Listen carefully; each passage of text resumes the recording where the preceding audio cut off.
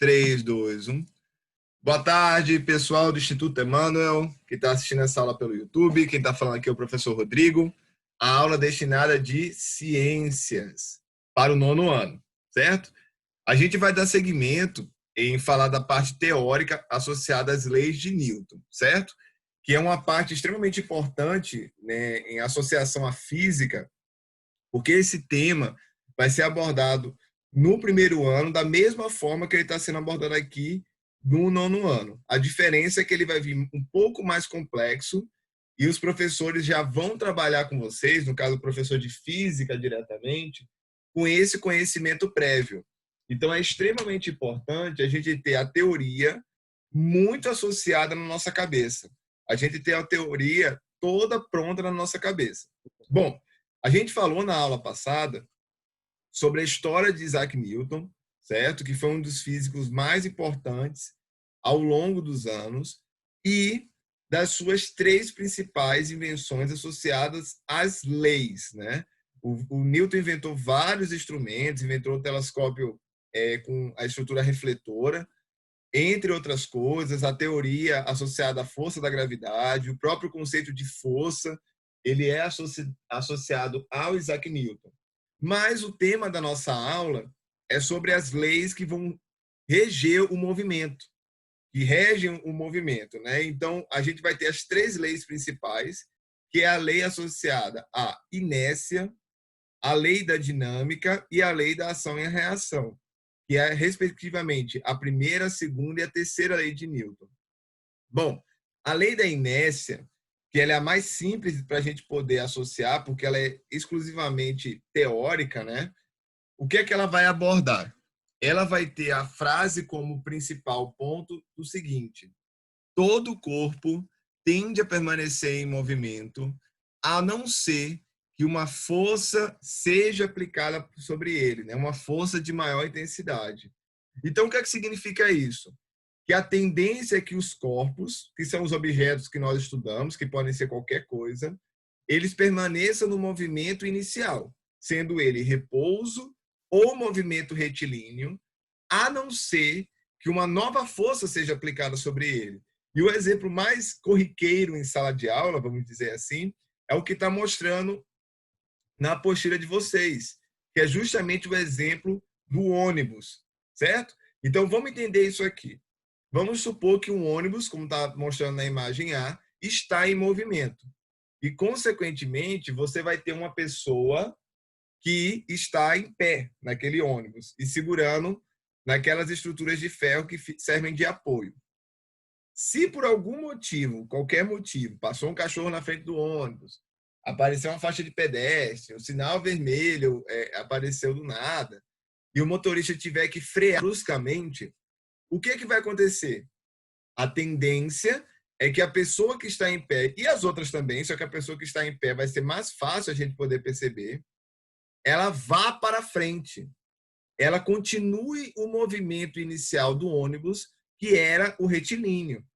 Então, essa consequência de permanecer no movimento inicial e dar sequência ao movimento, a gente chama de lei da inércia, que é a primeira lei de Newton. Então, como está escrito aqui no livro de vocês, vou pegar a marcação aqui.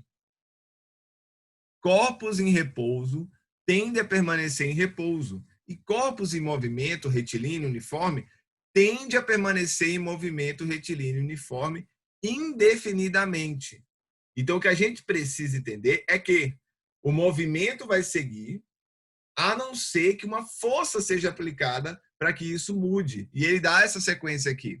A não ser que uma força resultante não nula atue sobre eles, alterando seu estado de movimento. Então, isso é muito importante a gente entender, porque ele faz a interpretação da inércia como sendo a permanência do estado inicial, certo? Inclusive, tem uma atividadezinha aqui que a gente vai abordar, que é do Calvin, né, do Calvin Haroldo, genial, que ele fala o seguinte: número 1, explica a primeira lei de Newton com suas palavras. Aí o Calvin já vai, ó, fica esperto e já pensa no negócio. E ele começa a escrever um monte de coisa, a princípio sem sentido nenhum, né? E ele fala no último balão: adoro uma brecha no regulamento. Nos regulamentos, no caso, né? Vamos entender isso aqui. Aí ele fala: assinale a alternativa que contém um exemplo de aplicação da primeira lei de Newton. Vamos tentar entender isso aqui. Letra A. Um livro apoiado sobre uma mesa horizontal é empurrado horizontalmente para a direita com uma força de mesma intensidade da força de atrito, que atua sobre ele, mantendo-se em movimento retilíneo uniforme. O que está falando aqui? Que você tem um livro sobre a mesa e você vai aplicar uma força sobre ele na horizontal. Então, ela vai ter um sentido de direita ou esquerda. No caso, é a direita. E ele fala que a força ela vai ter a mesma intensidade da força de atrito que atua sobre ele, mantendo-se em movimento retilíneo uniforme. Então, você aplicou uma força sobre o livro, certo? Fez com que ele se desloque e ele vai manter um movimento retilíneo uniforme. Beleza? Tranquilo? Essa aqui é coerente. Vamos entender as outras. Letra B. Quando um tenista acerta uma bola com sua raquete, exerce nela uma força de mesma direção e intensidade do que a bola exerce na raquete, mas de sentido oposto. Isso não é verdade, porque a intensidade, né, do movimento do tenista não vai ser igual necessariamente do que o outro movimento que foi feito pelo tenista anterior ou pela máquina. Até porque, para ele poder quebrar o movimento de direcionamento da bola, ele tem que aplicar uma força maior, porque senão a bola não ia gerar uma mudança de trajetória. Beleza? Então a letra B está incoerente. Letra C. Em uma colisão entre duas bolas de bilhar, a quantidade de movimento do sistema formado por elas imediatamente depois da colisão é igual à quantidade de movimento do sistema imediatamente antes da colisão. Lógico que não. A partir do momento que ela se chocou, você aplica uma força numa bola de bilhar e ela vai bater, uma bola de sinuca, né? E ela vai bater na outra bola, eventualmente a força foi dispersa. Então não é a mesma força associada à anterior, até porque as duas vão entrar em movimento. Então a letra C também está errada. Letra D. Em um sistema de corpos onde forças não conservativas não realizam trabalho, trabalho é um resultante da força, principalmente associada ao movimento, só pode ocorrer transformação de energia potencial em cinética ou de energia cinética em potencial. Errado também, porque quando a gente fala da produção de trabalho, a gente está falando de energia de movimento. Então, automaticamente, é uma energia associada à parte cinética, né? Letra E. Se a força resultante que atua sobre um carrinho de supermercado enquanto ele se move tiver sua intensidade dobrada, então, né, dobrou a força inicial desse carrinho, a aceleração imposta a ele também terá sua intensidade dobrada.